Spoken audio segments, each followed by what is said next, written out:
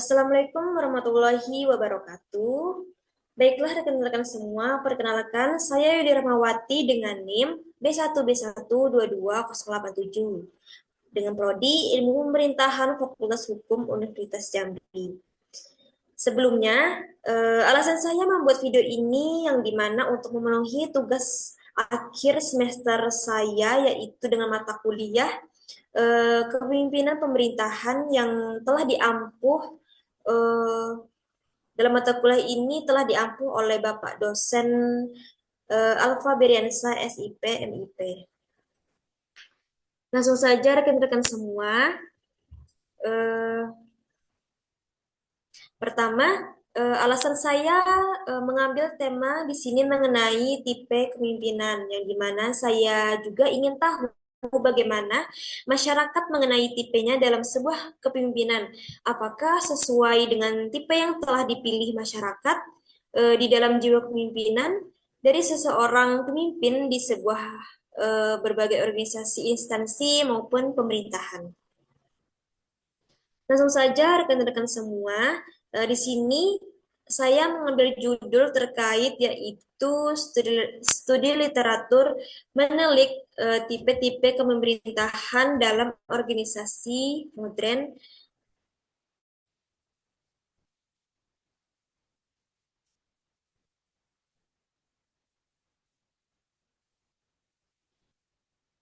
Pertama yaitu mengenai pendahuluan dari materi tersebut. Kepemimpinan adalah kemampuan untuk memimpin, mempengaruhi, dan memotivasi orang untuk mencapai tujuan organisasi. Dalam menurut Yul pada 2010 itu menjelaskan bahwa kepemimpinan bukan sekedar memberi perintah, tetapi melibatkan pengaruh interpersonal yang konstruktif dan kolaboratif. Dalam dunia kerja organisasi modern yang penuh tantangan, pada gaya kepemimpinan ini menjadi elemen kunci dalam menciptakan budaya kerja yang adaptif dan produktif. Salah satu gaya kepemimpinan yang paling penting adalah kepemimpinan transformasional. Kenapa? Karena dalam sebuah kepemimpinan transformasional ini yang dikembangkan oleh Avelio Bas dan Jong pada tahun 1999 ini berperan sebagai inspirator dan agen perubahan. Mereka juga memberikan motivasi yang menginspirasi, memberikan perhatian individu, dan mendorong stimulasi intelektual yang pada gilirannya itu membentuk loyalitas dan meningkatkan kinerja anggota organisasi secara signifikan. Selain itu juga ada pun kepemimpinan yang demokratif. Banyak dalam kepemimpinan demokratif ini diterapkan dalam sebuah organisasi modern, terutama. Dalam gaya kepemimpinan ini juga menekankan pentingnya partisipasi aktif bawahan dalam pengambilan keputusan dan penghargaan terhadap pendapat mereka. Menurut Handrian pada tahun 2022 ini juga menjelaskan kepemimpinan demokratis juga mampu menciptakan suasana kerja eh, yang harmonis dan kolektif yang pada akhirnya juga meningkatkan keterlibatan dan akuntabilitas dalam sebuah organisasi.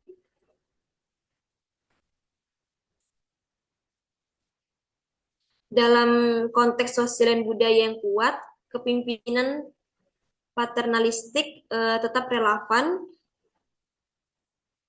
karena menurut Van Ancheng dan pada tahun 2000 juga menjelaskan bahwa pemimpin paternalistik bertindak seperti figur orang tua yang peduli dengan kesejahteraan bawahannya, sambil menjaga kontrol dan otoritas atas keputusan strategis organisasi. Mengingat pentingnya memilih gaya kepemimpinan yang sesuai dengan karakteristik organisasi, dalam studi ini juga bertujuan untuk mengkaji lebih dalam eh, pada tiga tipe kepemimpinan yang telah dijelaskan sebelumnya dalam organisasi modern terutama yaitu transformasional, demokratif, dan paternalistik atau partisipatif. Dalam studi ini juga diharapkan memberikan wawasan bagi mengambil kebijakan dan pemimpin organisasi untuk memilih pendekatan pemimpin yang paling efektif yang sesuai dengan konteks organisasi yang dipimpinnya. Selanjutnya, dalam studi ini juga menerapkan metode penelitian dengan jenis penelitian dan teknik analisis penelitian. Dalam jenis penelitian tersebut juga menggunakan pendekatan kualitatif deskriptif dengan metode studi literatur untuk mengumpulkan dan menganalisis data terkait penerapan gaya kepemimpinan dalam meningkatkan kinerja tim. Dalam penelitian ini juga menelaah berbagai buku dan penelitian terdahulu, yang dimana untuk mendapatkan dasar teori yang relevan bagi penelitian ini.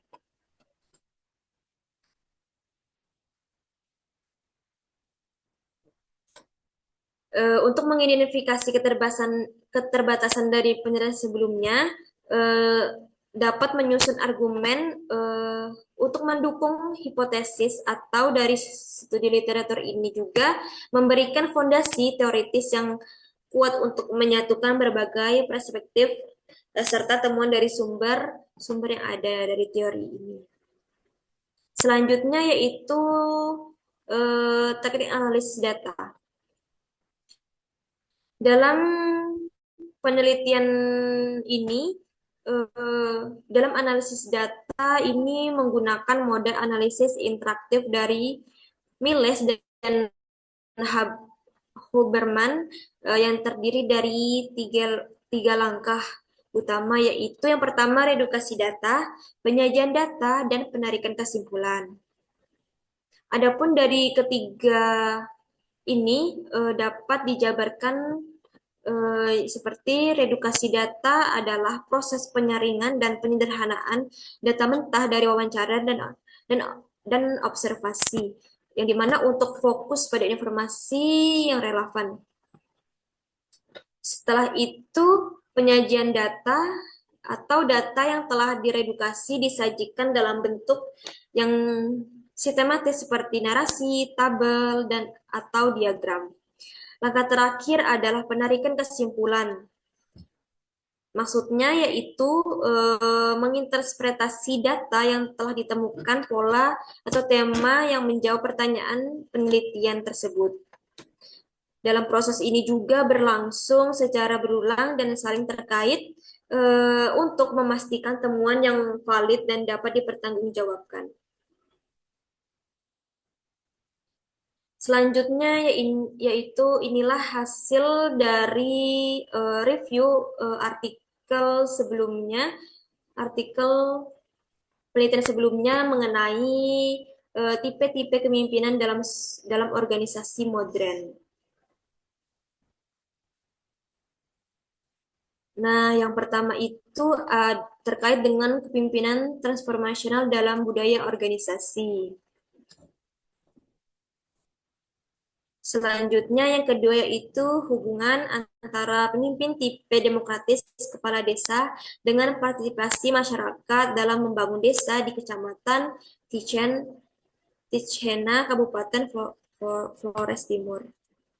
Yang ketiga yaitu analisis tipe kepemimpinan paternalistik dalam peningkatan pelayanan publik di tengah situasi pada pandemi COVID-19.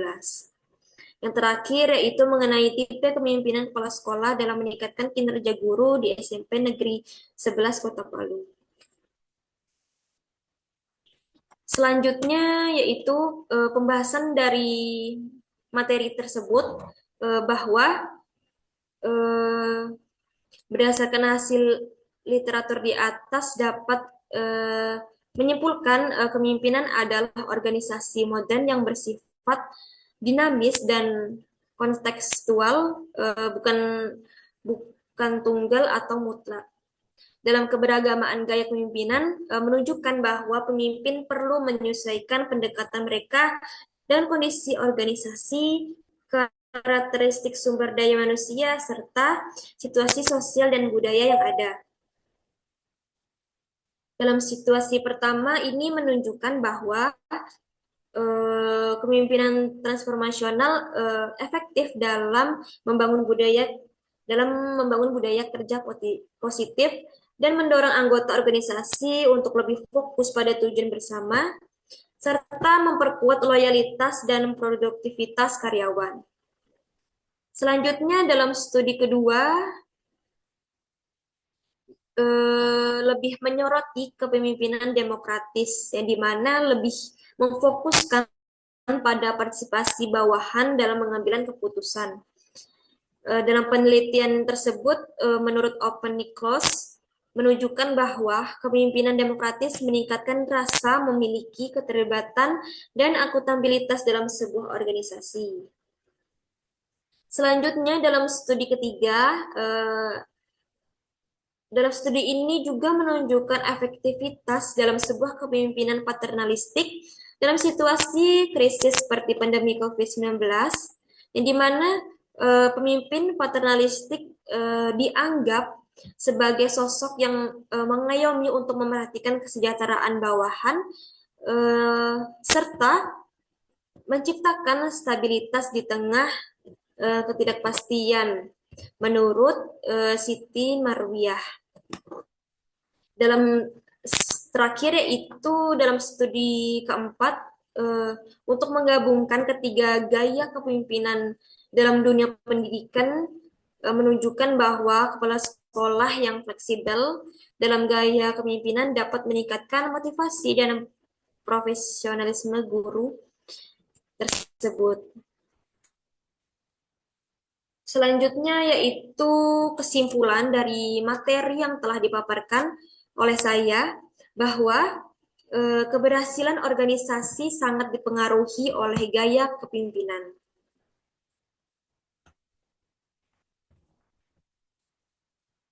Yang dimana yang diterapkan setiap gaya kepemimpinan ini memiliki karakteristik dan konteks penerapan yang berbeda. Kepemimpinan transformasional terbukti efektif dalam membentuk budaya kerja positif dan motivasi anggota untuk mencapai tujuan bersama. Dalam kepemimpinan demokratis ini juga meningkatkan partisipasi, keterlibatan, dan akuntabilitas. Sementara kepemimpinan paternalistik ini efektif dalam situasi krisis dengan pendekatan yang protektif.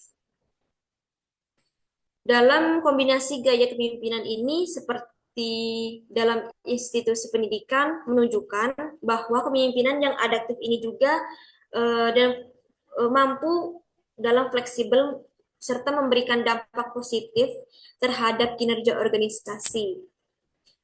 Karena pemimpinan yang efektif juga harus memahami karakteristik organisasi dan menyesuaikan gaya pemimpinan sesuai dengan kebutuhan dan tantangan yang dihadapi.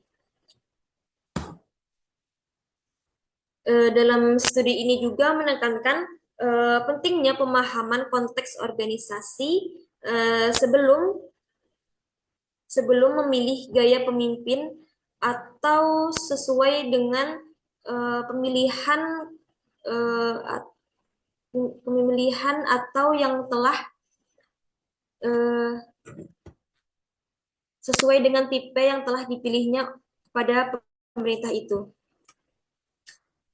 Pemimpin ini juga yang efektif adalah mereka yang mampu menyesuaikan pendekatan mereka berdasarkan situasi, kebutuhan tim, dan karakteristik organisasi dengan kemampuan adaptif dan fleksibel sebagai kunci keberhasilan di era modern. Oleh karena itu, dalam sebuah pemimpin yang sukses di era modern adalah mereka yang mampu mengintegrasikan teori pemimpinan secara konstekstual untuk mencapai tujuan organisasi secara berkelanjutan. Baiklah, terima kasih rekan-rekan semua. Dalam penelitian tersebut dapat